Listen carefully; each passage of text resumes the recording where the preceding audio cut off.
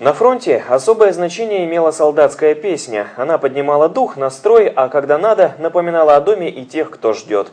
Эти песни до сих пор сохранились в памяти ветеранов и передаются от поколения к поколению. Уже 8-й год подряд в Миасе проходит региональный конкурс патриотической песни «Летят журавли», который приурочен к празднику Победы.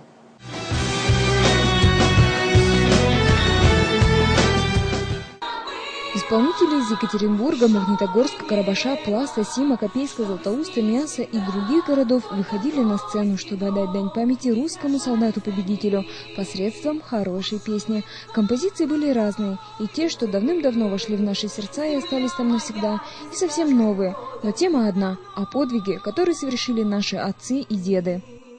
Это, безусловно, не рядовое событие для нашего города, да и не только, думаю, для города. Тем более, что оно традиционно проходит в канун, пожалуй, самого великого и самого непростого дня в истории нашего народа – Дня Великой Победы. Каждый конкурсант был достоин внимания. Проникновенные голоса и тексты песен не оставили равнодушными ни одного зрителя. По замечанию организаторов, региональный конкурс патриотической песни набирает все большую популярность у исполнителей.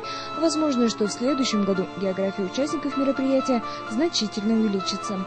Ольга Звездина, Айдар Насыров, программа «24 МИАС».